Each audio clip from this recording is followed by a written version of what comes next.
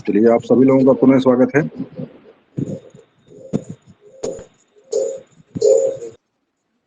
एक मिनट।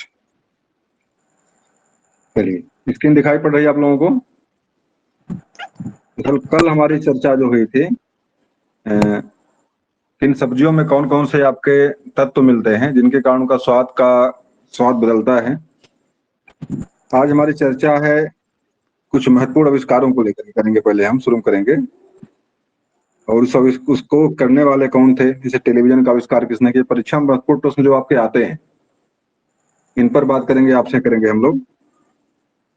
तो पहला प्रश्न यही है, टेलीविजन का आविष्कार किसने किया था, कोई बताएगा? टेलीविजन का आविष्कारक कौन है?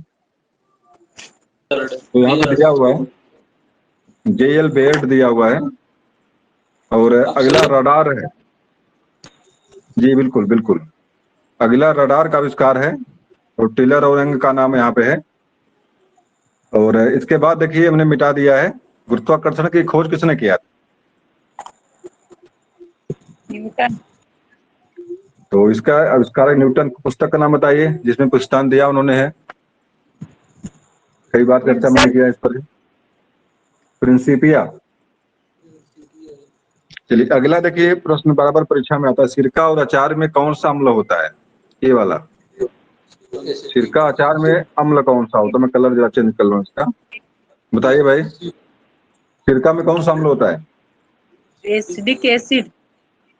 एसिटिक एसिड, बहुत बढ़िया, एसिटिक एसिड होता है। और बताइए नींबू में क्या होता है? नींबू में साइट्रिक होता है। और साइट्रिक होता है। और क्या नाम होता है भाई साइट्रिक एसिड का? रासायनिक नाम क्या है इसका? Vitamin C. नहीं, कुछ गलत हो गया। विटामिन सी, जो विटामिन सी मिलता है खट्टे पदार्थों में, उसी को हम क्या बोलते हैं? उसी को हम जो है साइट्रिक साइट्रिक बोलते हैं क्या उसी को? चलिए अगला पे आ जाइए। अगला प्रश्न भी देखिए इंपॉर्टेंट है, दूध का जो दूध से जो दही जमती है उसमें अम्ल कौन सा होता है?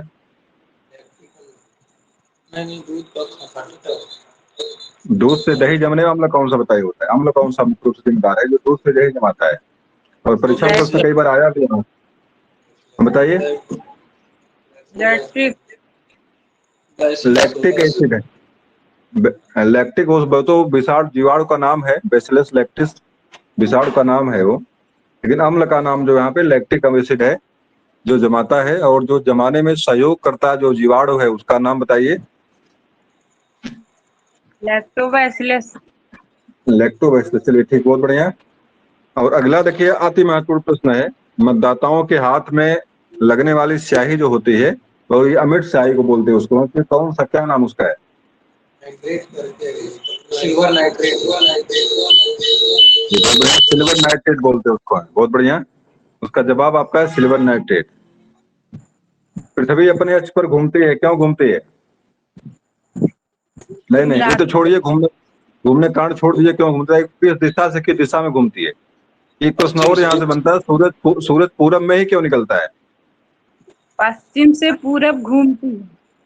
इसका कारण ये है कि धरती जो है पश्चिम से पूरब की तरफ घूमती है, इसी कारण से हमेशा सूरज जो है पूरब की तरफ दिखाई पड़ता है।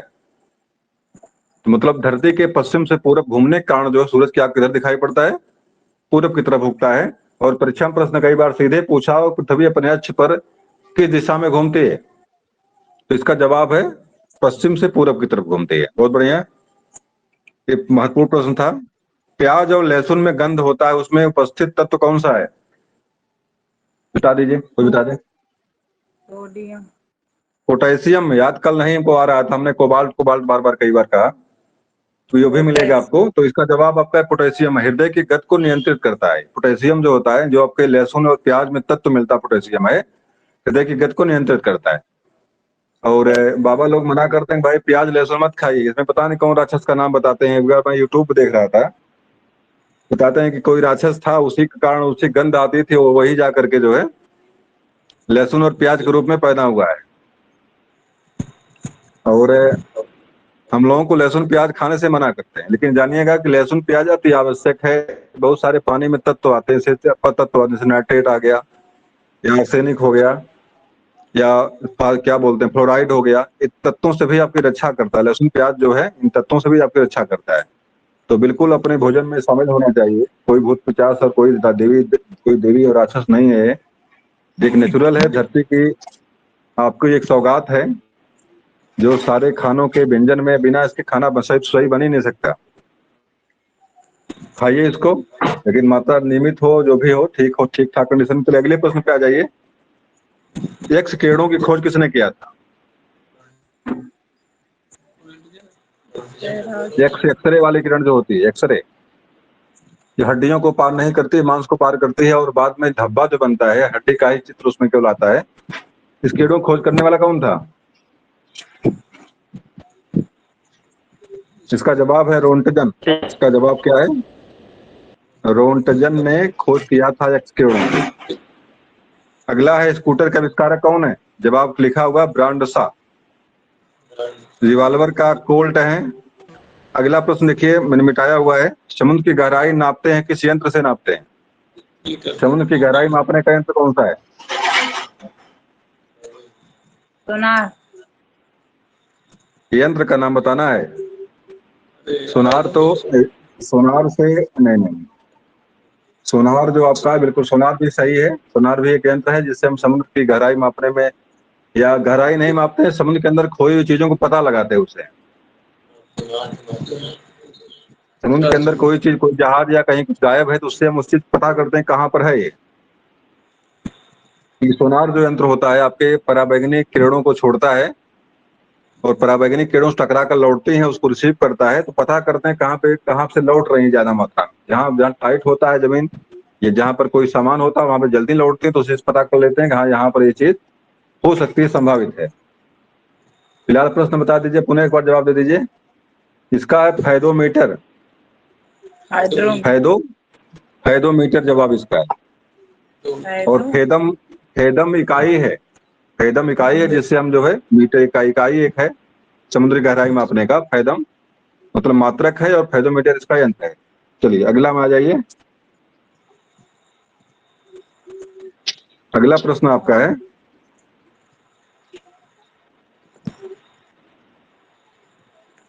डीएनए की संरचना का मॉडल किसने दिया था? चलिए प्रश्न थोड़ा सा कठिन टाइप का है। डीएनए की संरचना का मॉडल किसने दिया था? इसका जवाब है वाटसन और क्रिक। थोड़ा सा कठिन प्रश्न है, चलिए कोई बात नहीं। अगला प्रश्न थोड़ा सा इंपॉर्टेंट है। प्रयोगशाला में बनने वाला पहला रसायन कौन सा है? ये महत्वपूर्ण है, थोड़ा सा आप परीक्षा में आपके आ सकता है। इसका जवाब आपका यूरिया है। इसका जवाब है यूरिया। अच्छा बताओ, यूरिया में कितने % नाइट्रोजन होता है? प्रश्न कई बार परीक्षा में आया हुआ है। 46% होता है। बहुत बढ़िया, जवाब बिल्कुल सही आपका है। यूरिया में आपके जो यूरिया की बोरी 46% नाइट्रोजन उसमें होता है। एक चीज और यहीं से याद रखिएगा, पौधे हमारे जो होते हैं सीधे यूरिया को ग्रहण नहीं करते हैं। तो किस रूप में ग्रहण करते हैं यूरिया को पौधे? नाइट्रेट। बहुत बढ़िया, नाइट्रेट के रूप में पौधे यूरिया को ग्रहण करते हैं। एक चीज और यहीं जानिएगा, बच्चों को एक ब्लू बेबी रोग होता है, ब्लू बेबी सिंड्रोम बोलते हैं। किसकी कमी, किसकी दिक्कता से होता है? नाइट्रेट की। नाइट्रेट की दिक्कत होता है। इसका मतलब क्या हो गया कि पौधों में खाद उतना डालिए जितना पौधों की आवश्यकता हो। ज्यादा मात्रा में यूरिया झोंक देंगे तो यूरिया कहाँ जाएगी? यूरिया पानी से मिलते हुए आपके जो पीने वाला पानी होता है वहां तक घुसेगी, और वहां के बाद सीधे बच्चे तक, वहां तक बात सीधे जो है हमारे शरीर को आएगी और शरीर को नुकसान पहुंचाती है। तो यूरिया ही नहीं, सभी कीटनाशक जो भी आपके यूज करते हैं। अभी एक कीटनाशक डीडीटी था, डीडीटी बड़ा लंबा नाम उसका व्याख्या है उसकी। 25 साल तक उसकी सांद्रता पाई गई, मच्छर मारने की दवाई थी। बाद में इसको बैन किया गया। कारण था कि 25 साल तक इसकी मात्रा जो है पानी में, तो लोग इसको लगातार ग्रहण किए, इसलिए इसको बैन रोक दिया गया। इसमें वर्तमान में इसका डीडीटी का इस्तेमाल कम होता है, मतलब आवश्यकता पड़ने पर ही होता है। और जानिएगा कि जो हमारे जो भी कीटनाशक का इस्तेमाल फसलों में करते हैं उसको रेंगती हुई मृत्यु कहा जाता है। परीक्षा प्रश्न आपसे कई बार टच किया हुआ, रेंगती हुई मृत्यु किसे कहते हैं? इसका जवाब क्या देंगे आप लोग? फसलों में प्रयोग होने वाले कीटनाशक को हम रेंगती हुई मृत्यु कहते हैं। वर्तमान में जो हार्ट अटैक हो रहे हैं, जो आपका ब्रेन हेमरेज हो रहा है, ये सारी समस्याओं की जड़ जो है यही है। और प्रयास करिए कि ज्यादा से ज्यादा सब्जियों का इस्तेमाल खेत में उपजा के अपने लिए जो 4-5 पैसा बो लीजिए और उसी का इस्तेमाल करिए, क्योंकि सब्जियां मार्केट में जो आ रही हैं, बाहर से सब्जियां आती हैं और वो सब्जियां 10-12 दिन तक लोग सुरक्षित रखने का प्रयास करते हैं। प्रयास उसमें होता क्या, दवा का छिड़काव बढ़िया करते हैं और उसी को हमको आपको दवाओं को सीधे खाना पड़ता है और हमारे लिए बहुत ही नुकसानदेह। चलिए अगला प्रश्न हमारा है, आ जाइए। टेलीफोन का आविष्कार किसने किया था? टेलीफोन का ग्राहम बेल। ग्राहम बेल, बहुत बढ़िया प्रश्न है। और अगला प्रश्न हमारा है, भारत द्वारा, ये तो एक टेलीफोन हो गया, एक जो है, चलिए छोड़िए उसको। भारत द्वारा छोड़ा गया पहला उपग्रह नाम बता दीजिए, आना चाहिए सभी लोगों को ये। पहला आर्यभट्ट। उपग्रह कौन सा है? आर्यभट्ट है, बहुत बढ़िया। पेनिसिलिन की खोज किसने किया था? ये भी प्रश्न परीक्षा में बार बार आया हुआ है। पेनिसिलिन की खोज पेंसिलिन। कोई बताए? पहला एंटीबायोटिक है ये, पहला प्रतिजैविक है पेनिसिलिन। इसकी खोजकर्ता कौन था इसका? इंग्लैंड के थे अलेक्जेंडर फ्लेमिंग। अलेक्जेंडर फ्लेमिंग ने खोज किया था और इन्होंने ही पेनिसिलिन की खोज किया था और खासकर फफूंदी से इसका निर्माण किया, फफूंदी से निर्माण किए थे। प्रथम प्रतिजैविक, परीक्षा में पूछता है प्रथम प्रतिजैविक है तो पेनिसिलिन, आप पेनिसिलिन का नाम वहां देंगे आप लोग। अगला प्रश्न है, चेचक का टीका, महत्वपूर्ण प्रश्न है, बता दीजिए। चेचक का टीका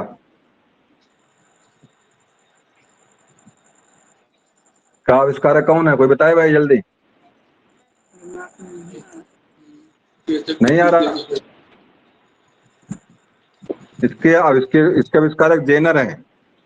जेनर इसके आविष्कारक थी, जेनर। अगला प्रश्न आपका है, जीव विज्ञान के जन्मदाता कौन है? अरस्तु। तो इसका जवाब अरस्तु आपका है। डायनामाइट, बहुत महत्वपूर्ण प्रश्न बता दीजिए, महत्वपूर्ण प्रश्न है डायनामाइट। इसके आविष्कारक कौन है डायनामाइट के? Alfred Nobel. इन्हीं के नाम पर जो है सबसे बड़ा विश्व का पुरस्कार जो होता मिलता है, नोबेल पुरस्कार मिलता है। और ये शायद फिनलैंड के निवासी थे। इन्होंने अपनी संपूर्ण जमीन जो है, यहाँ पे कार्यालय बना हुआ है यूएनओ का, उन्होंने दान किया था। तो अल्फ्रेड नोबेल, उन्होंने एक बात कही थी कि मेरे आविष्कार का इस्तेमाल जनता के विध्वंस के लिए नहीं किया जाएगा, इसलिए डायनामाइट जो बनाए थे उसका इस्तेमाल जो है मात्र माइंस को फोड़ने के लिए या पत्थरों को, पहाड़ों को तोड़ने के लिए इसका इस्तेमाल होता है डायनामाइट का। चंद्रमा पर उतरने वाला पहला आदमी कौन सा था?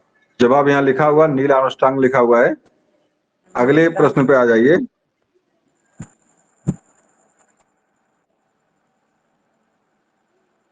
चलिए, प्रश्न है, सबसे बड़ी हड्डी नाम बताइए, सबको पता है, हड्डी का नाम बताइए, सबसे बड़ी हड्डी।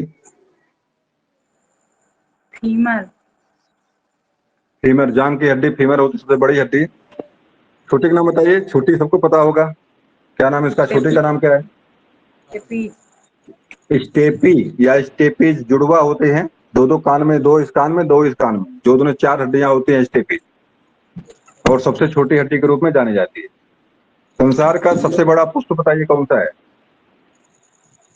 बड़ा। सबसे बड़े पुष्प का नाम बताइए संसार का। रेफ्लेसिया नाम इसका, रेफ्लेसिया। सबसे छोटा। इसका नाम है रिफ्लेसिया, रेफ्लेसिया। इसको हम पीडीएफ भेजेंगे, आज हम डाल देंगे ग्रुप पे पीडीएफ सारी चीजों को जो पढ़ाया जा रहा है आप लोगों को, तो वहां से एक बार देख लीजिएगा सारी चीजों को बढ़िया से। और अगला प्रश्न हमारा यहाँ से है,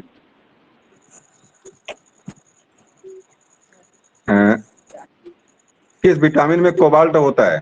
चर्चा इस पर मैं पहले किया हूं, आपको कोबाल्ट कोबाल्ट कई बार बताया था, बता दीजिए भाई किसमें कोबाल्ट होता है और ये एनीमिया को दूर करता है। Vitamin B12।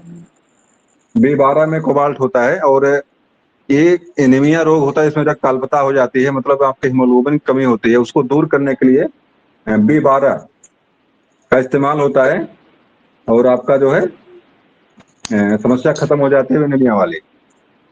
अगला में आ जाइए, रतौंधी किस विटामिन की कमी से होता है? सबको पता होना चाहिए, बता दीजिए फटना। ए, तो वैज्ञानिक नाम क्या है, वैज्ञानिक नाम क्या है का?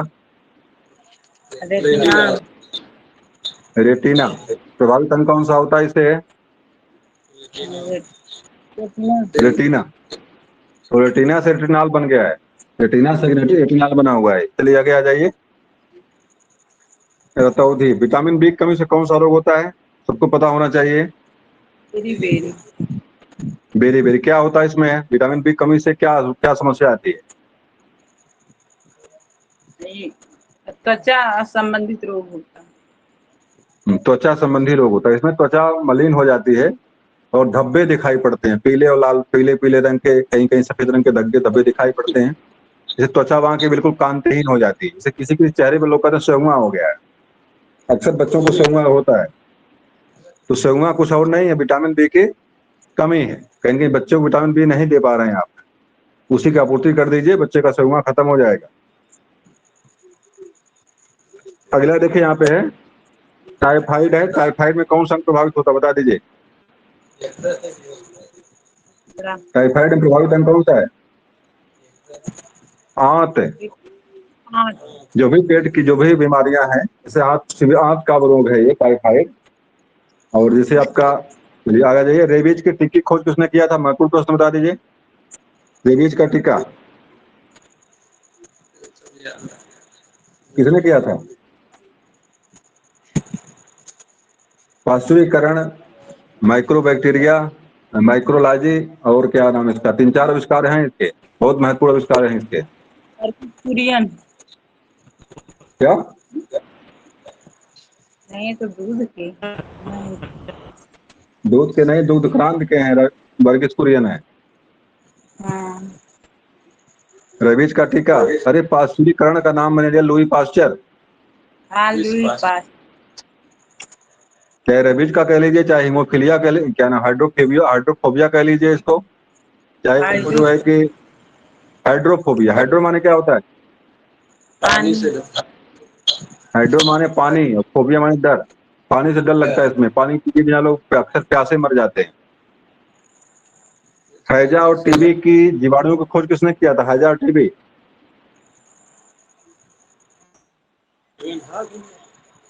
क्या है इसमें? टीबी के जीवाणु मतलब रॉबर्ट कोच। जवाब यहाँ पे रॉबर्ट कोच। दोनों आविष्कारक जो है, दोनों खोजकर्ता कौन है? रॉबर्ट कोच है। हैजा और टीबी दोनों की खोज किसने किया था? रॉबर्ट कोच ने किया था, 1982 में किए थे, 1982 में। अगला प्रश्न है, रक्त में पाया जाता है लौह तत्व। चलिए ठीक है, एक्स किरणें चुंबकीय, विद्युत चुंबकीय किरणें होती हैं। अगले पे आ जाइए अब। चलिए अगला प्रश्न है, अगला जो आपके है, बचपन में बीए किया, इस पर चर्चा एक बार हुई थी, भारत के पड़ोसी देशों को लेकर के। तो बांग्लादेश, चीन, पाकिस्तान, नेपाल, म्यांमार, भूटान और अफगानिस्तान, आपके 8 देश हैं। चर्चा इस पर पहले कर चुके हैं। और आप जानते, बता दीजिए भाई, सबसे लंबी सीमा किसकी है भारत के साथ? बांग्लादेश। बांग्लादेश। सबसे कम, सबसे छोटी सीमा किसकी है? अफगानिस्तान। कितना है? 100, 106। हाँ 106 के अगल बगल है, 180 के अगल बगल है। तो ये क्रम है। चलिए आगे अगले पे आ जाते हैं, अगले सीन चलते हैं।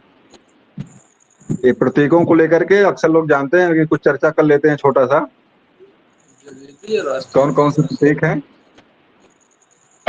अभी एक प्रश्न आया था, विरासत पशु कौन सा है भारत का? भारत का विरासत पशु कौन सा है, तो बताएगा? हाथी। हाथी है। ये प्रश्न परीक्षा में जल्दी भी आया था, किसी परीक्षा में आया था, भारत का राष्ट्रीय विरासत पशु कौन सा है? अभी प्रश्न पहली बार मेरे दिमाग में वहीं से आया, मैंने पहली बार देखा इसको, कोई पशु इस तरह का भी कोई है। तो अब बाकी सब जानते हैं आप है। जलेबी आपकी राष्ट्रीय मिठाई है, ध्वज तिरंगा है, राष्ट्रीय वाक्य आपका सत्यमेव जयते है, भारत का राष्ट्रीय गीत आपका वंदे मातरम है, और राष्ट्रीय चिन्ह आपका अशोक स्तंभ है। अशोक स्तंभ पर लगे 3 मुख 4 मुख वाला शेर है, अशोक आपका राष्ट्रीय चिन्ह है वो। राष्ट्रीय मुद्रा रुपया है। राष्ट्रीय पुष्प कमल आपका है। भाषा राष्ट्रीय आपकी हिंदी है। भारत का राष्ट्रीय पंचांग को लेकर लोग थोड़ा सा भ्रम में पड़ते हैं, तो जानिएगा शक संवत है ये। राष्ट्रीय पंचांग आपका शक संवत के साथ साथ विक्रमी संवत को भी स्वीकार किया गया है। शक संवत के साथ साथ विक्रमी संवत और ग्रेगोरियन कैलेंडर तीनों को मानता है कहीं कहीं से। शक संवत के साथ साथ ग्रेगोरियन कैलेंडर को भी जो है भारत में मानता है। और राष्ट्रीय नारा सत्यमेव जयते आपका है। राष्ट्रीय पुरस्कार भारत रत्न है। भारत का राष्ट्रगान आपका जनगण मनगढ़ है। और भारत का राष्ट्रीय सूचना पत्र आपका जो श्वेत पत्र है। अगला पे आ जाइए। और राष्ट्रीय फूल हो गया, राष्ट्रीय भाषा हो गई, राष्ट्रीय पंचांग आपका शक संवत हो गया, श्वेत पत्र। चलिए, बरगद राष्ट्रीय वृक्ष कौन सा बताइए? बरगद आपका है। राष्ट्रीय नदी कौन सी है? गंगा है। राष्ट्रीय पंछी कौन सा है? मोर है। राष्ट्रीय पशु आपका बाघ है। और राष्ट्रीय फल बता दीजिए। आम है। तब आम का वैज्ञानिक नाम क्या है? मैंगी फेरा इंडिका। बहुत बढ़िया। बताओ मोर का वैज्ञानिक नाम क्या है? मोर का ये को पाओ क्रिस्टेटस। पाओ क्रिस्टेटस। पाओ क्रिस्टेटस। बताओ कमल का नाम क्या है? कमल का वैज्ञानिक नाम क्या है? लुम्बोफेरा इंडिका ऐसे कुछ करके है। सही से याद हमको भी नहीं है। लुम्बोफेरा इंडिका कुछ करके है। इंडिका नहीं, नींबू। वही तो बता रहे हैं, लिम्बोफेरा कुछ करके है। चलिए देख लीजिएगा उसको। तो बाघ का बताओ, बाघ का नाम क्या है? रासायनिक नाम क्या बाघ का है? बाघ का बताइए वैज्ञानिक नाम। किसका पैंथेरा टाइग्रिस है। मेरी आवाज डबल आ रही है। चलिए ठीक है। लिग्नस टाइग्रिस तो नहीं कही है? लिग्नस टाइग्रिस। अरे दोनों आता है। पैंथेरा भी है। पैंथेरा, लिग्नस टाइग्रिस। चलिए, और भारत के राष्ट्रीय पर्व 3 आपके हैं, 15 अगस्त, 26 जनवरी और 2 अक्टूबर। 3 राष्ट्रीय पर्व के रूप में मानता भारत में है, तो तीनों आपके हैं। चलिए अगले में आ जाइए। इस पर चर्चा हुई थी कल कुछ, थोड़ा बता दीजिए। सब कुछ साफ साफ है, यहाँ पे कोई समस्या नहीं। 3-4 प्रश्न यहाँ परीक्षा में आए हुए हैं, चलिए इसको हटाते हैं। इस पर चर्चा कल हुई थी। चलिए कुछ आपके उपकरणों को लेकर के है, उपकरणों को लेकर के प्रश्न बताते जाइए। मैंने मिटाया हुआ है कौन सा उपकरण, मैंने मिटाया हुआ कौन सा उपकरण किसमें काम आता है, बताते जाइए आप लोग। कौन सा उपकरण किसमें काम आता है?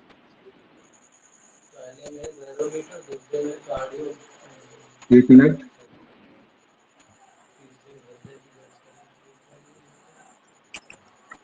चलिए पहला प्रश्न हमारा है, वायुमंडल दाब को मापने का उपकरण। बैरोमीटर।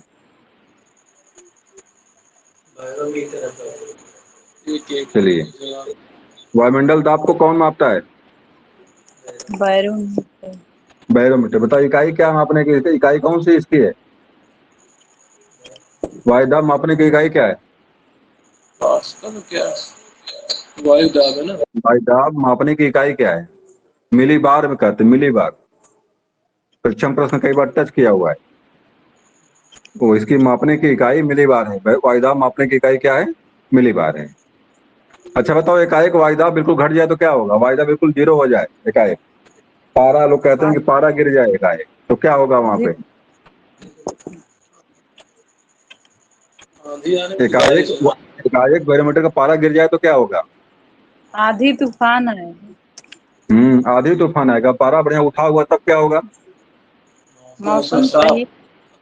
साफ मौसम का प्रतीक है। मतलब उच्च वायुदाब जो साफ मौसम का प्रतीक है, निम्न वायुदाब जो होता है आधी तूफान का, चक्रवात का प्रतीक है। चलिए आ जाइए आगे। हृदय और फेफड़े की गति सुनने किससे सुनते हैं? कौन सा यंत्र है वो?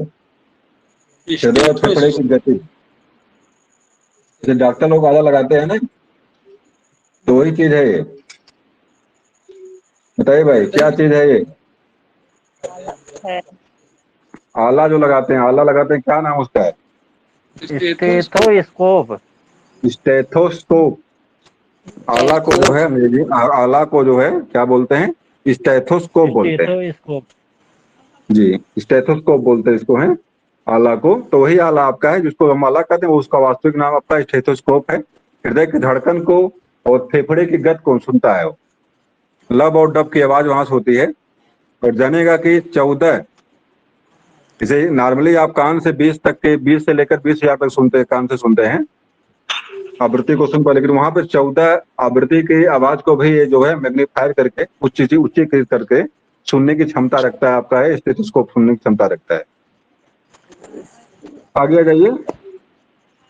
चर चर मरमर की भी आवाज उस फेफड़े से आपके आती है।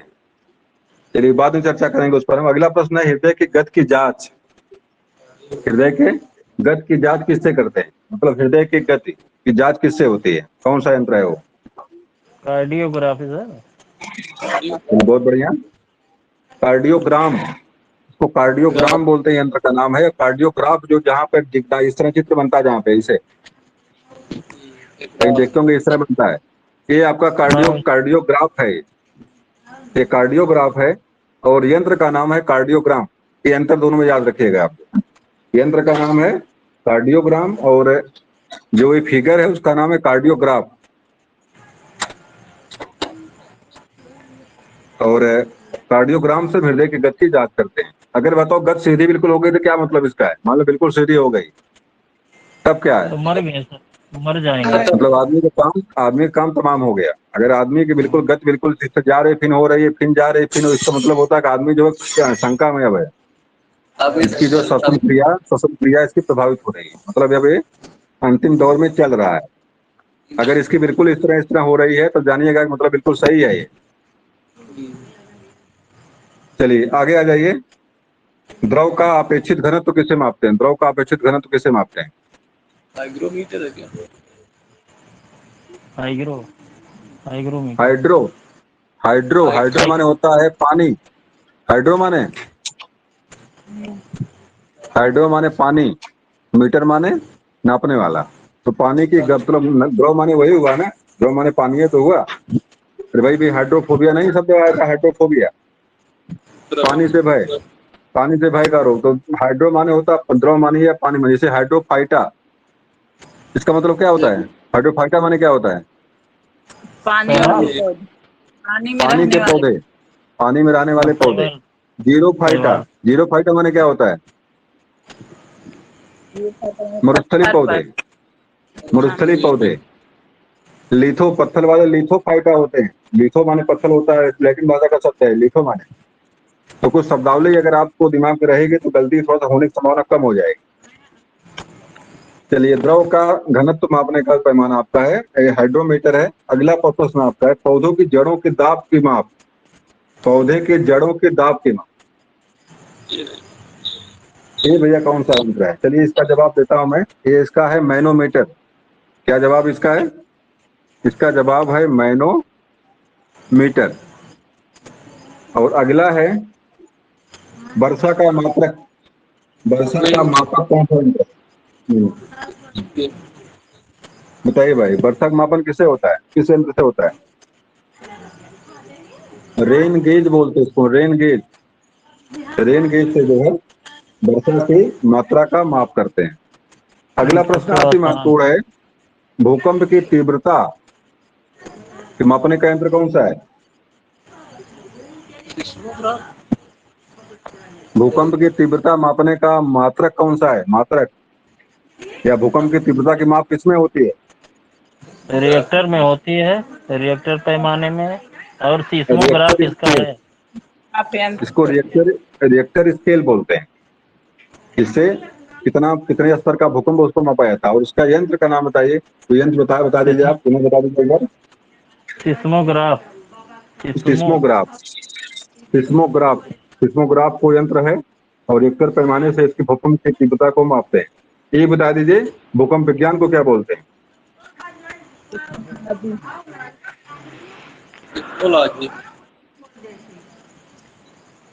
कौन सा लाजी? सिस्मोलॉजी, बहुत बढ़िया। सिस्मोलॉजी को भूकंप विज्ञान, सिस्मोग्राफ से भूकंप मापने का यंत्र है। रिएक्टर पैमाना और दो चीजें पैमाना और होता है, एक मोलर, एक पैमाना और है इसका मापने का, भूकंप मापने का। एक तो रिएक्टर है, एक पैमाना मोलर कुछ करके है। उससे भी भूकंप की तीव्रता मापी जाती है, लेकिन फेमस आपका यही है। और इसका आविष्कार बताओ किसने किया था? इस यंत्र का आविष्कारक कौन था सिस्मोग्राफ का? जगदीश चंद्र उसी बसु शायद। नहीं नहीं नहीं, उसी के नाम पर इसका नामकरण रिएक्टर पड़ा हुआ, रिचर्ड ने किया था, रिचर्ड। रिचर रिचर और रिचर्ड के नाम से इसका नाम रिएक्टर पड़ता है।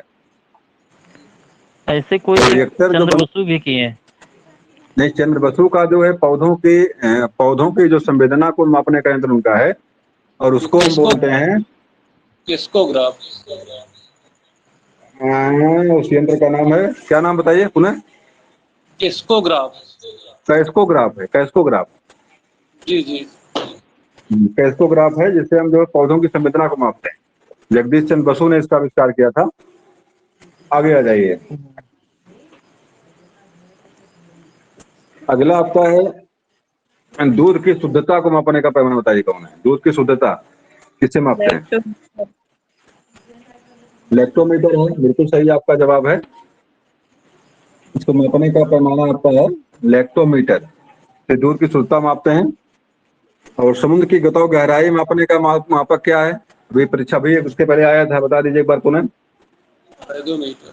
समुद्र की गहराई फेदोमीटर। बहुत बढ़िया। है। और अगला प्रश्न आपका है हवा की गति का माप, कितनी रफ्तार हवा की है, किससे मापते हैं इसका? एनीमोमीटर।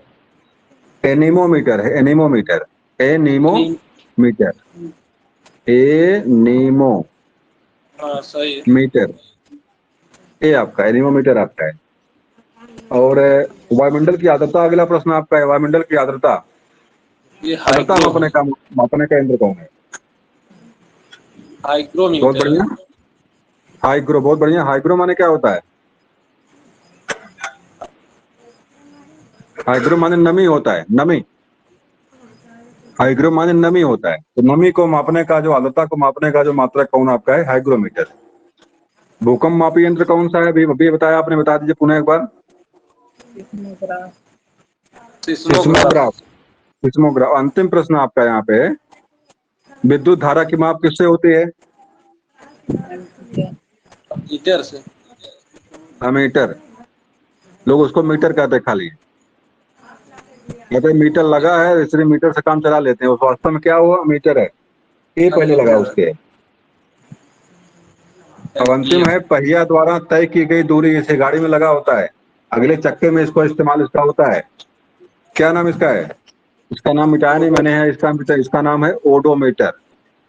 ओडोमीटर से अगले चक्के में इसका इस्तेमाल होता है, और दूरी कितना कितना मतलब कितनी दूरी तय की आपने बताता है। तो ये हो गया आपका कुछ तो है। अगले प्रश्न पे हम आते हैं आपको लेकर के भाई।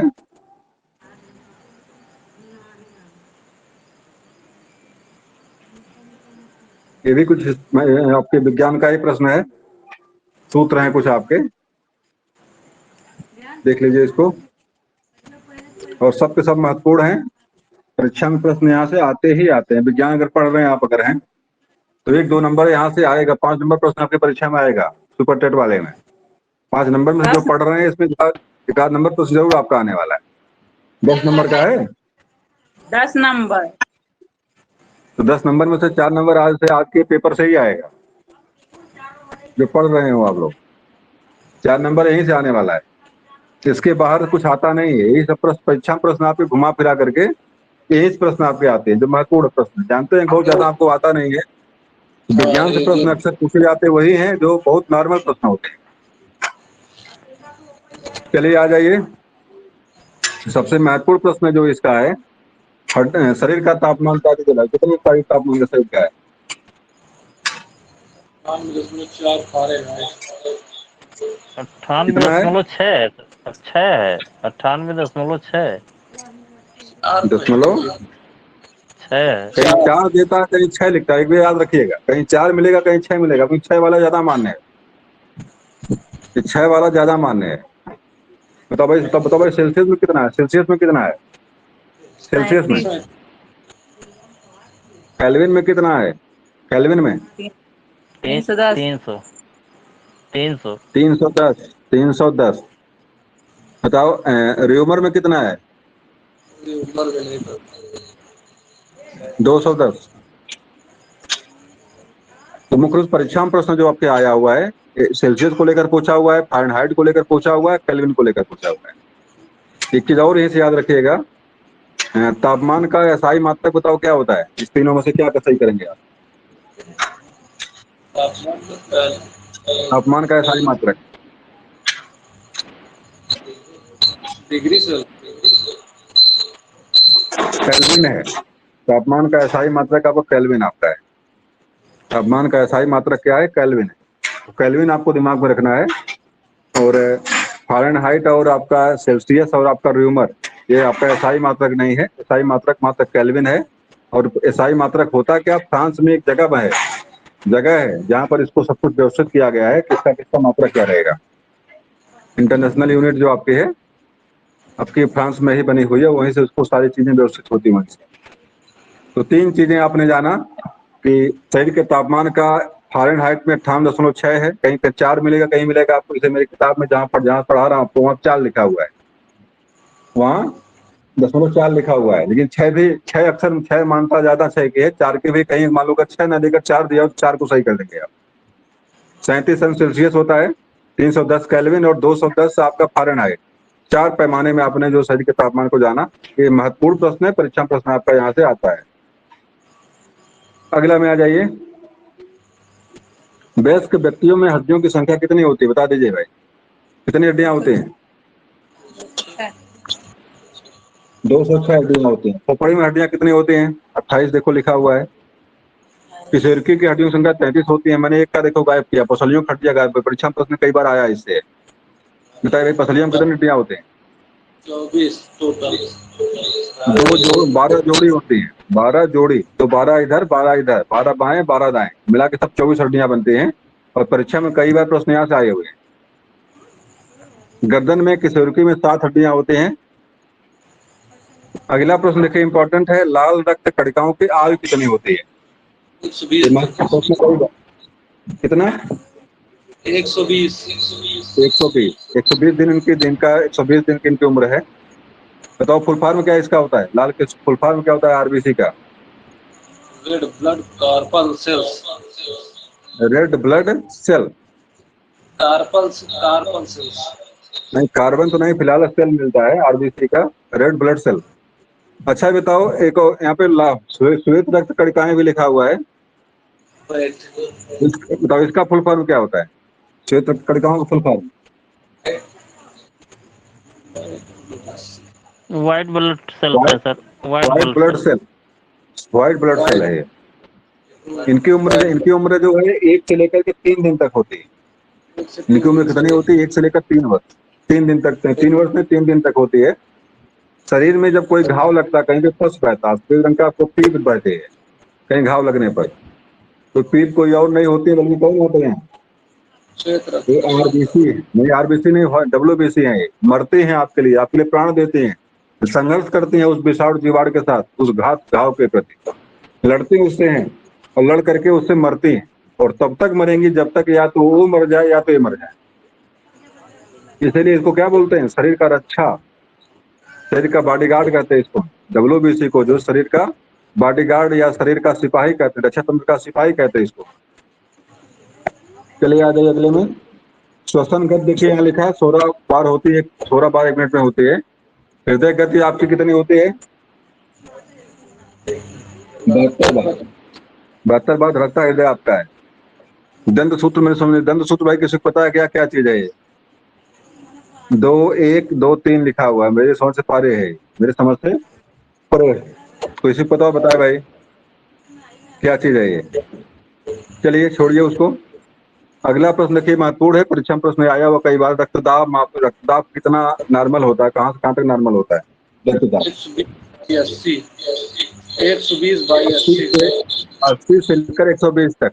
80 न्यूनतम और 120 मैक्सिमम। इससे अगर ऊपर ज्यादा बढ़ घट रहा अगर है आपका रक्तदाब, ब्लड प्रेशर बढ़ घट रहा है, तो जानिए खतरा वहां पे है।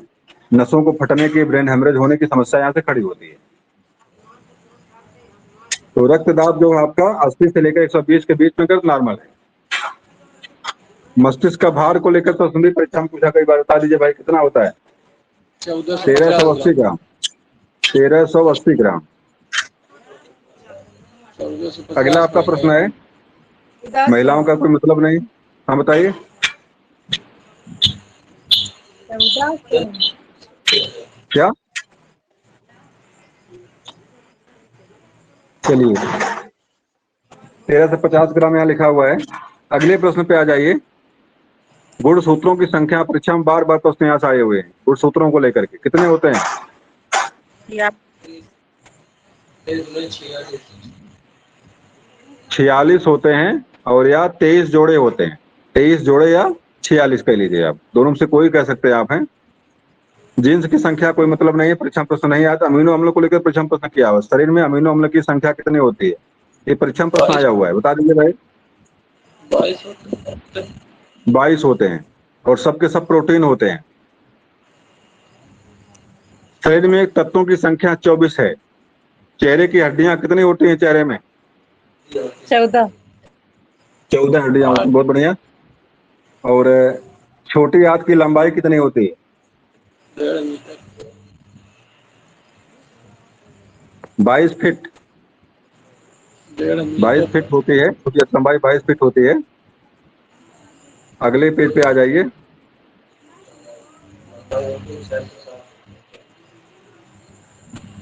चलिए अगला पेज पे आ जाइए। अब यहाँ देखिए प्रश्न है, हथेली की अस्थियां 14 हैं, पंजे की अस्थियां आपकी 5 हैं।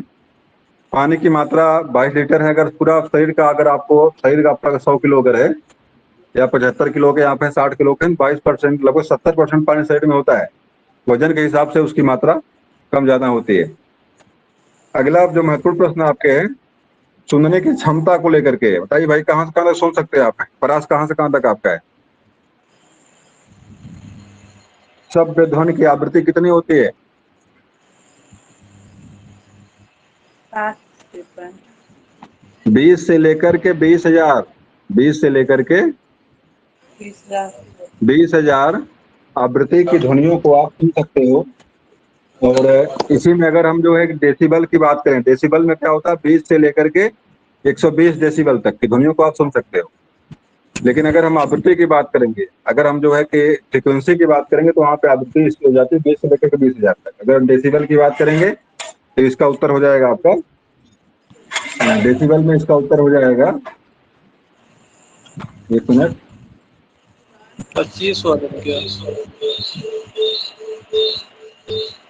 आवाज भाई आप किसी का माइक गड़बड़ है। एक बार माइक जिसका गड़बड़ होगा, अपने ऐप को एक बार अनइंस्टॉल कर लेगा पुनः, और पुनः उसको इंस्टॉल करेगा।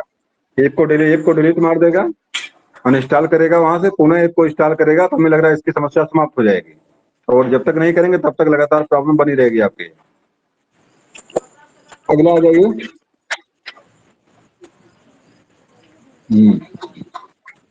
कुल दांत तो 32 होते हैं, कोई समस्या नहीं है। देखिए एक चीज यहाँ से है, एक श्वास में खींची गई वायु की मात्रा कितनी होती है? कितनी, एक बार में कितनी हवा को खींचते आप हैं? 500 मिलीमीटर। 500 मिलीमीटर के स्थान को आप ग्रहण करते एक बार में है, मतलब एक बार में जो हवा खींचते हैं 500 मिलीमीटर तक हवा आप जो खींचते हैं। और दूध के दांतों की संख्या आपकी कितनी बताइए है? दूध के दांत कितने होते हैं? 20 या 22 होते हैं। ये बताए भाई। 20 होते हैं। 22 यहाँ की 20 22। सही किया हुआ है, यहाँ 20 सही किया, हमारी किताब में है 20 लिखा हुआ है। और दाढ़ी निकलने की आयु 17 से लेकर 25 वर्ष तक है। हृदय का भार और रक्त की मात्रा। चलिए, और बाकी प्रश्न इंपॉर्टेंट नहीं है। अब अगले पेज पे हम आते हैं जो आपके काम के हैं।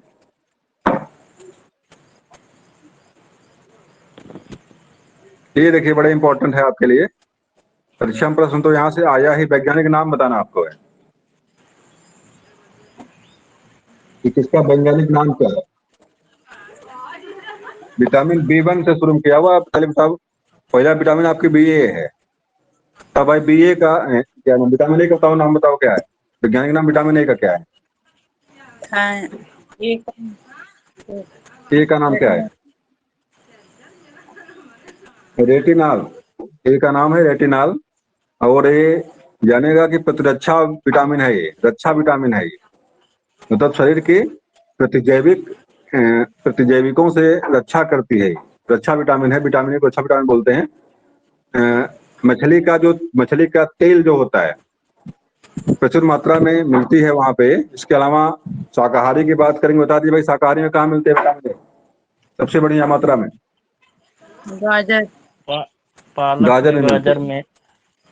नहीं, सबसे बढ़िया मात्रा गाजर में, इसकी गाजर में सबसे बढ़िया नंबर 1 आपका विटामिन ए मिलेगा। और मांसाहारी की बात करेंगे, मछली का तेल है। लाल रंग की गोली जो आती है बाजार में मिलती है विटामिन ए वाली, मछली के यकृत का तेल होती है। तो मछली बताओ, मछली खाना चाहिए कि नहीं खाना चाहिए? श्री राम है, ये नहीं है। नहीं खाना चाहिए। श्री राम नहीं है। हाँ वही तो।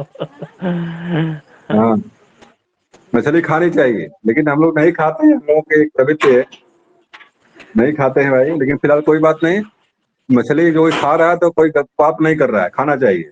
बिल्कुल समर्थक इसके हैं, हम उसको मना नहीं करें मछली मत खाइए। मैं तो ये मानता हूँ कि प्रकृति प्रदत्त जो भी चीजें हैं जो उपलब्ध हैं और जो सुपाच्य है उसको खाने में कोई समस्या नहीं है। उसके लिए बहुत ज्यादा धर्म कर्म के चक्कर में पड़ करके अपना स्वास्थ्य हानि नहीं करानी चाहिए।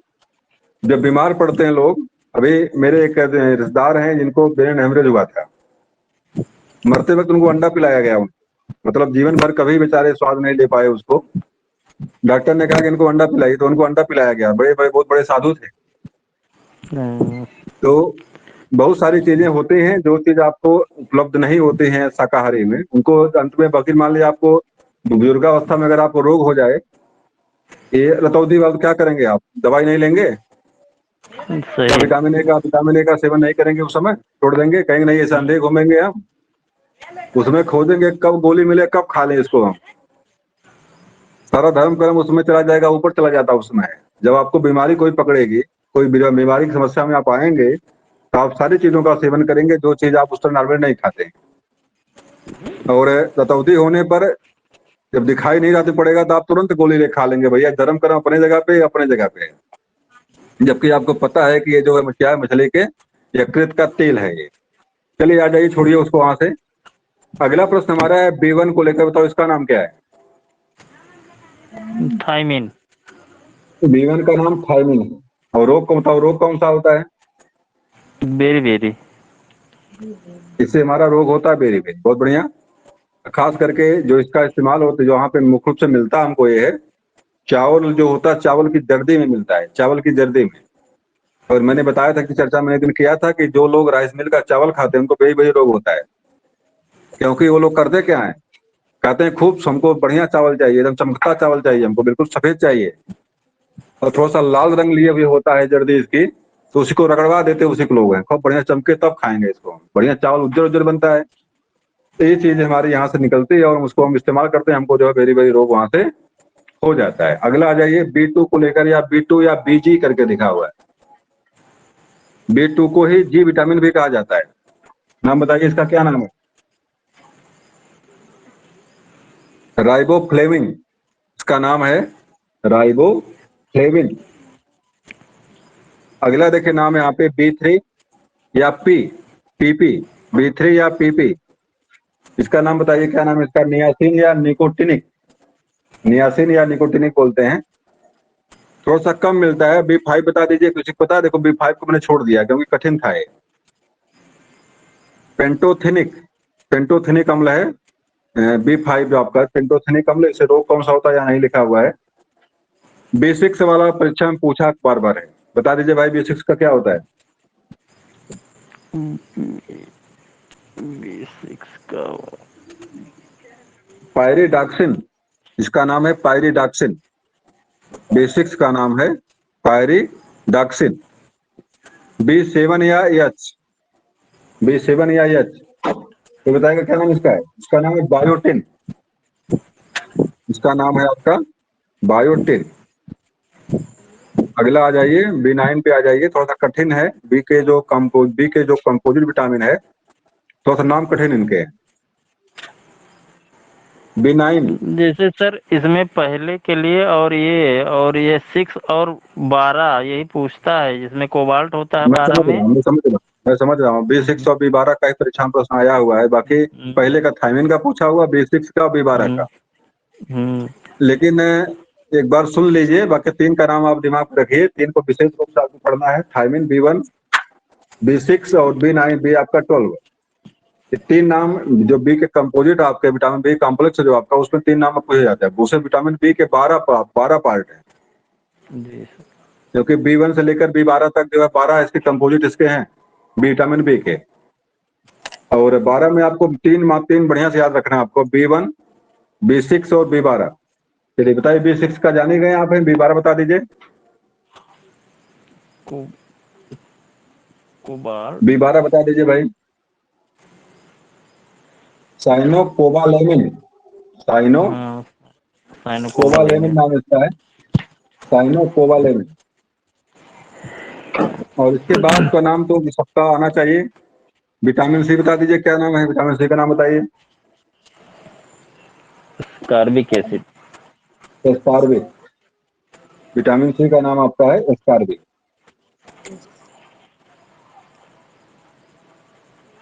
और तो विटामिन डी का नाम क्या है? कैल्सीफेरॉल। विटामिन डी में तत्व बताओ, विटामिन डी का मुख्य तत्व कौन सा होता है? सूर्य की कैल्शियम। किरण। मुख्य रूप से कैल्शियम और फास्फोरस, हड्डियां जो बनती है आपकी हैं, कैल्शियम और फास्फोरस के और प्रोटीन के संयोग से बनती है। तो कैल्सीफेरॉल माने कैल्शियम, मुख्य रूप से कैल्शियम का योगदान ज्यादा इसमें होता है, इसलिए इसका नाम क्या हो गया है? विटामिन डी का नाम कैल्सीफेरॉल हो गया। विटामिन ई,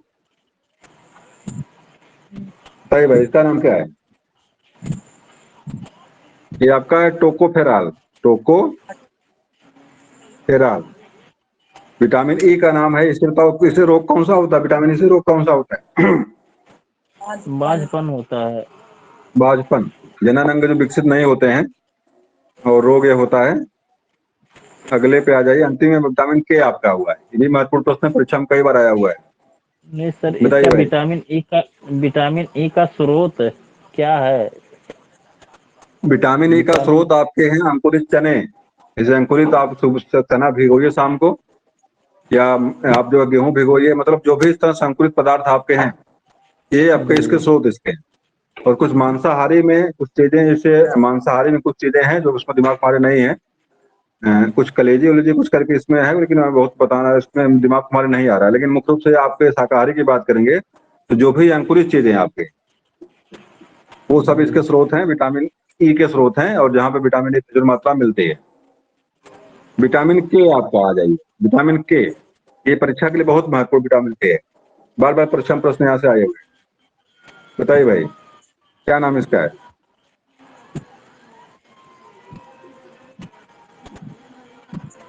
विटामिन के, इसका नाम है नैप्थोक्विनोन। इसका नाम है नैप्थोक्विनोन। प्रश्न जो परीक्षा में आता है, यहाँ से रक्त का थक्का जमने को लेकर आता है। कौन सा विटामिन जो है रक्त का थक्का जमाने में सहयोग करती है? तो इसका नाम क्या देंगे आप? विटामिन के देंगे। और रोग कौन सा बताओ इसे होता है? ये रोग आपके इंग्लैंड के राजवंश में है, नाम बता दीजिए। हीमोफीलिया। हीमो मतलब होता है रक्त, हीमो मतलब होता है लाल, फिलिया का मतलब होता है फेल हो जाना। मतलब मुझे लग रहा है जो भी हो, फिलहाल रक्त का थक्का जमता नहीं है। और थक्के जमने को लेकर 2 प्रश्न आते हैं, एक हिपेरिन आता है, एक आपका थाम्बिन आता है, और एक आपका Ca++ करके आता है। 3-4 चीजें हैं रक्त के थक्का जमने में जो रोकते हैं और जमाते हैं। बताओ रोकने वाला तत्व कौन सा है जो रक्त का थक्का जमने नहीं देता है? नाम बताइए, क्या चीज है वो जो रक्त का थक्का नहीं जमने देता है नाड़ियों में? अरे कोई बताए, कोई बताए। उस तत्व का नाम है हिपेरिन। तत्व का नाम क्या है? हिपेरिन। और जो जमने में सहयोग करता है उसको नाम है हीमोथाम्बिन बोलते हैं उसको। हीमोथाम्बिन और कैल्शियम बाइकार्बोनेट या कैल्शियम Ca++ करके नाम उसका है। तो कुछ चीजें हैं जो आपके लिए इंपॉर्टेंट हैं विटामिन के से। और रोग का नाम है हीमोफीलिया। इंग्लैंड के राजवंश में परीक्षा में प्रश्न कई बार आए हुए हैं, किस राजवंश में आपको ये रोग मिलता है। एक बार कट गया अगर आपके शरीर में, खून का थक्का नहीं जमता है, और जानिएगा कि कहीं कट गया अगर आपको है तो स्वतः जो है 2 से 3 मिनट के अंदर आप दवाई रखिए उसको, वहां पे एक लेयर बन जाएगी और खून का बहना वहां से तुरंत क्या हो जाता है, बंद हो जाता है। चलिए अगले प्रश्न पे आ जाइए, थोड़ा सा कठिन प्रश्न है ये, बड़ा इसमें दिया हुआ है, ग्रहों को लेकर के है इसमें। चलिए ग्रहों को लेकर के थोड़ा चर्चा कर लेते हैं। अगला आपका प्रश्न पूछते बताते जाइए आप लोग।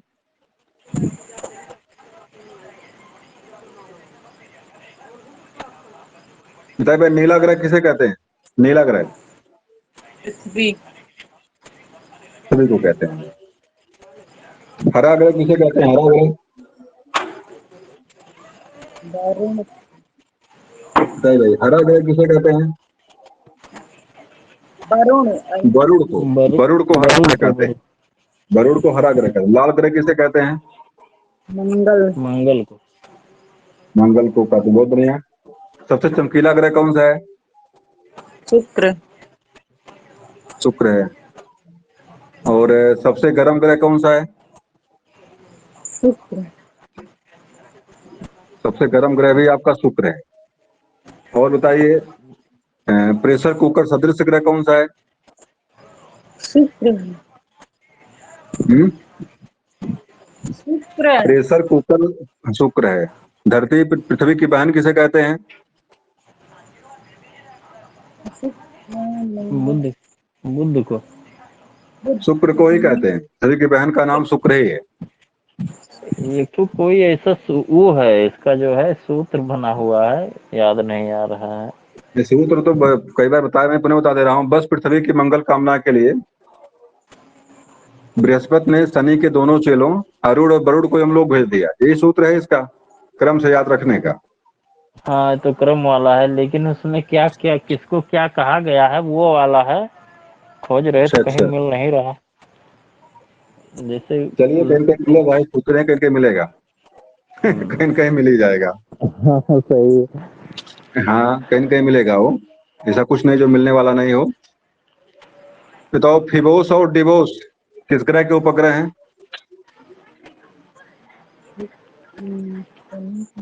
फिबोस और डिवोस किस ग्रह के उपग्रह हैं? चलिए ये फिलहाल मंगल ग्रह के हैं। बताओ टाइटन किसका उपग्रह है? टाइटन तो शनि का है। शनि का है। ये बताओ कौन से ग्रह जो है, कौन से ग्रह दो दो ऐसे ग्रह हैं जिस पर वायुमंडल नहीं है? इन दो ग्रहों पर वायुमंडल नहीं है। बुध। बुध शुक्र। नहीं, ग्रहों की बात तो नहीं कर सकते क्योंकि बुध पर ही वायुमंडल नहीं है, बाकी चंद्रमा पर नहीं। चंद्रमा पर। दो ग्रह ऐसे हैं जिस पर वायुमंडल नहीं, तो उपग्रह आपका एक हो गया, एक ग्रह हो गया आपका। अच्छा बताओ, दक्षिणावर्त कौन से ग्रह घूमते हैं? दक्षिणावर्त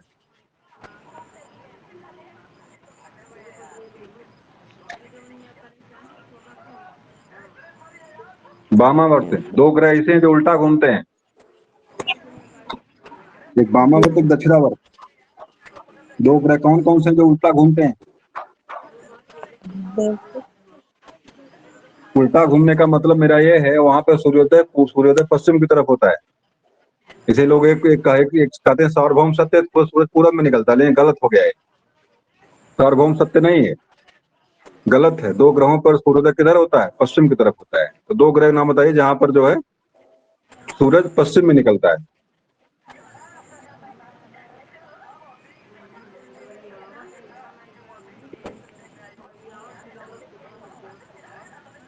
वह दोनों ग्रह आपके बुध और शुक्र हैं। बुध शुक्र। दोनों ग्रह आपके और शुक्र हैं। इन दो ग्रहों पर सूर्योदय किधर होता है? पश्चिम की तरफ होता है। बाकी सारे ग्रहों पर सूर्योदय जो है पूरब की तरफ होता है। चलिए अगले प्रश्न की तरफ आते हैं हम। अदिश और सदिश राशि को लेकर प्रश्न है ये, और सूत्र भी इसका दिया हुआ है। हाँ सर, इसमें जो है ये क्वेश्चन फंसेगा। प्रश्न यहाँ से आता है, परीक्षा में प्रश्न बार बार यहाँ से आए हुए हैं, अदिश सदिश राशि को लेकर के। हाँ, ये क्वेश्चन इसमें से आएगा। तो इसको जैसे भी याद कर लीजिए, एक याद कर लीजिए तो अगला आपको याद हो जाएगा। मतलब एक अदिश या सदिश को एक कंफर्म कर लीजिए, कौन अदिश है, अदिश या सदिश में से एक को याद कर लीजिए। अगली रात स्वतः आपको याद हो गई, मान लीजिए आप। देखिए यहाँ देखिए लिखा हुआ उसका दाल यम यस सी से आता है। कहाँ से आता है? उसका दाल यम यस सी से आता है। अब देखिए एक राशि कौन सी है? अदिश राशियां है सारी। ऊ से ऊर्जा है, सा से समय है, का से कार्य है, दा से दाब है, ला से लंबाई है, मा से मास है, यस से स्पीड है और सी से करंट है। और ये क्या है? आपको कौन सी राशि याद हो गई आपको? सर इसको थोड़ा बड़ा कर दीजिए, स्क्रीन शॉट ले ले। अभी हम ग्रुप पे इसको भेज देंगे, अभी हम ग्रुप पे सारी चीजें भेज देंगे जो पढ़ाया गया आपको। जी पूरा सर। पीडीएफ मिलेगा आपको, पीडीएफ पूरा पढ़ लीजिए, पढ़िएगा आराम से पूरा पीडीएफ।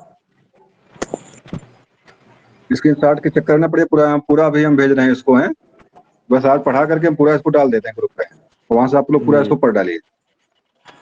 तो देखिए यहाँ से आप जो है याद हो गया आपको, अगला आपको अपने आप याद हो जाएगा। अब देखिए सदिश राशि आपकी ये है, राशि आपकी नहीं, सदिश राशि आपकी ये है।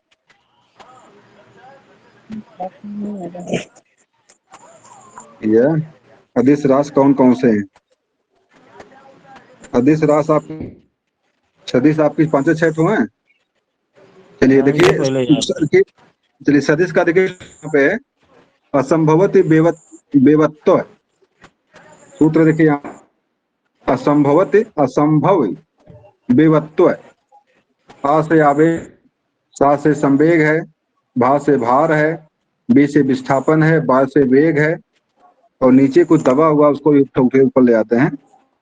और देखिए यहाँ पे बे से वेग है, वा से बल है और त्वा से त्वरण है। तो जो आपका है ये आपके सदिश राशि का सूत्र है, उसका पता है आपका ये जो है आपके अदिश राशि का सूत्र है।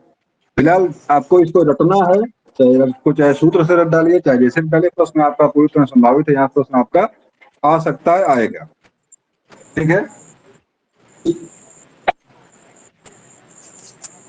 अगले प्रश्न पे हम आते हैं आपको लेकर। चलिए हम भेज देते हैं, अब इसको नहीं पढ़ाएंगे। एक इसको, हाँ इसको देख लीजिए एक बार, एक इसको देख लीजिए, महत्वपूर्ण प्रश्नों का संकलन है ये और आसान भी है। आपको हमें लग रहा है कि थोड़ा सा ज्यादा लोड हो गया दिमाग पे है, इसको देख लीजिए एक बार। पुस्तकों के नाम है, लेखक नाम बताना आपको, बताना है किसने क्या लिखा हुआ है। नंबर 1 आपका अर्थशास्त्र, बताइए किसने लिखा है इसको? है चाणक्य। अर्थशास्त्र लिखने वाले चाणक्य हैं, बहुत बढ़िया। और कोई बताए भाई, और कोई नाम भी चाणक्य का है? अर्थशास्त्र उनका ही नाम है। कौटिल्य है। और कोई नाम कौटिल्य के अलावा? कोनो गुप्त परीक्षा, विष्णुगुप्त। विष्णुगुप्त। कभी कोई परीक्षा में प्रश्न दे देता है इस तरह से कि चाणक्य का नाम नहीं है या चंद्रगुप्त के मंत्री का नाम नहीं है, तो उसमें 3 नाम रहेगा, एक नाम और डाल देगा उसमें, चाणक्य, कौटिल्य या विष्णुगुप्त, तीनों नाम जो है, तीनों नाम आपके अर्थशास्त्र के लेखक चाणक्य ही हैं। और दूसरी चीज परीक्षा में प्रश्न जो बार बार टच किया, पूछता है कि अर्थशास्त्र का विषय क्या है। तो आपको लगेगा धन का विषय है इसका, धन के बारे में लिखा हुआ होगा। बताइए भाई इसका विषय वस्तु क्या है इसका अर्थशास्त्र का? राजनीति है। राजनीति है, पॉलिटिक्स है। और 6000 श्लोक इसमें है, संस्कृत भाषा में लिखा हुआ है। अगला रचना आपकी अष्टाध्यायी होता, किसने लिखा है इसको? है पाणिनि ने लिखा हुआ है। इंडिका, किसने लिखा है इंडिका को? है मेगास्थनीज। किसका दरबारी था ये? कनिष्क। सही, किसका दरबारी था? कनिष्क का शायद था। कनिष्क का नहीं था भाई, कोई बताया और?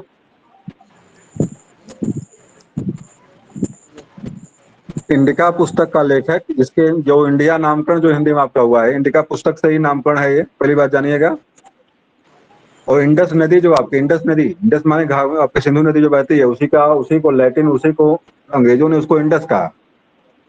और इंडस नदी के नाम से ही इसने जो इतिहास लिखा उसका नाम उसने इंडिका रखा। और इंडिका पुस्तक का लेखक मैगस्थनीज है। मैगस्थनीज चंद्रगुप्त का दरबारी था और ये राजदूत था सेल्यूकस का। सेल्यूकस जो चंद्रगुप्त से हारा था, अपनी पुत्री का लाके विवाह किया था चंद्रगुप्त से, और उसी ने दहेज में इसको भी भेजा था, तुम भी जाओ वहीं जाके रहो। तो इंडिका का लेखक मैगस्थनीज जो है चंद्रगुप्त दरबार में आके रहा, वास्तव में यूनान का था। और सेल्यूकस निकेटर का जो है क्या था, ये राजदूत था। और कामसूत्र किसने लिखा हुआ है? कामसूत्र बादशाह बादशाहन कात्स्यायन। और कामसूत्र है बादशाहन। कात्स्यायन का क्या है? महाभारत से लिखे हुए हैं। महाभारत जो है कात्स्यायन का है, कामसूत्र जो है बादशाहन का है। आगे आ जाइए। राज तरंगड़ी, कश्मीर का इतिहास लिखा है इसमें, बताइए किसने लिखा है इसको? कल्हड़ ने। कश्मीर का इतिहास परीक्षा में प्रश्न पूछता कि ऐतिहासिक ग्रंथ कौन सा है, तो कश्मीर का इतिहास लिखा है उसमें। राज तरंगड़ी में कश्मीर का इतिहास लिखा हुआ है। स्पीड पोस्ट आधुनिक रचना है, शोभा डे ने इसको लिखा हुआ है। शोभा डे की रचना है ये। स्पीड पोस्ट आपकी रचना किसकी है? शोभा डे। और लाइफ डिवाइन, महत्वपूर्ण पुस्तक बताइए भाई, किसने लिखा है इसको? लाइफ डिवाइन राजेंद्र प्रसाद की।